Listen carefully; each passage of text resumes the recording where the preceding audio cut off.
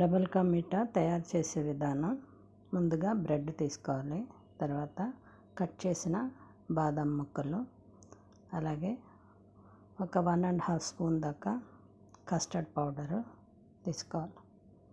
ఇప్పుడు బ్రెడ్ని స్క్వేర్ షేప్లో మనకు నచ్చిన షేప్లో కట్ చేసుకోవచ్చు. నేను ఎడ్జెస్ తీయకుండానే బ్రెడ్ని కట్ చేస్తున్నాను, ఎందుకంటే బ్రెడ్ డబుల్ కా మీఠాలో కనపడేటట్టుగా ఉంటుంది, లేకపోతే ముద్దగా అయిపోతుంది. అందుకనేసి నేను ఎడ్జెస్ కట్ చేయకుండా స్క్వేర్ షేప్లో బ్రెడ్ని కట్ చేసుకున్నాను. ఒక బ్రెడ్ని 4 ముక్కల కింద కట్ చేసుకుంటే మనం తినేటప్పుడు బాగుంటుంది అన్నమాట. ఈ బ్రెడ్కి ఒక 1/2 లీటర్ దాకా పాలు మరిగించుకోవాలి. దాంట్లో కొంచెం నెయ్యి వేసి మరిగించాలి. ఇప్పుడు మూకుట్లో నూనె వేసి కొంచెం నెయ్యి వేసి ఆ యొక్క నూనెని వేడి చేసి దాంట్లో ఈ బ్రెడ్ స్లైసెస్ కట్ చేసుకున్న బ్రెడ్ ముక్కలన్నిటిని కూడా దోరగా వేయించుకోవాలి. లో ఫ్లేమ్లో వేయించుకోవాలి, లేకపోయినట్లయితే ఆయిల్ అంతా కూడా బ్రెడ్ పీల్చేస్తుంది అన్నమాట.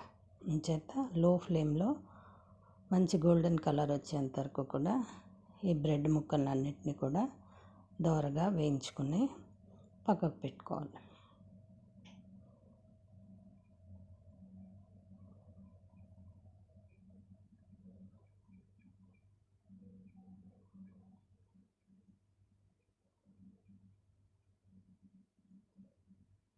ఇలా వేయించుకున్న బ్రెడ్ ముక్కలన్నిటిని కూడా మనం ఒక డిష్లోకి తీసుకొని పెట్టుకోవాలన్నమాట.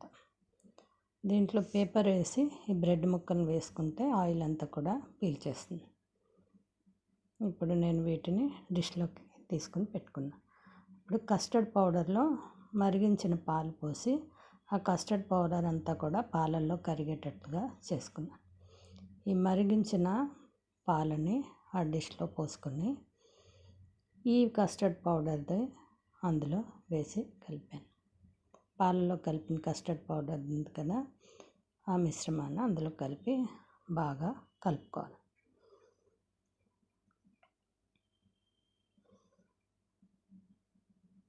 ఇలా కలిపిన తర్వాత దీంట్లోకి నేను ముందుగా షుగరు, ఇలైచీ వేసి పౌడర్ చేసుకున్న షుగర్ పౌడర్ని 3 స్పూన్స్ దాకా వేసాను. వేసి దాంట్లో కలిపాను అన్నమాట.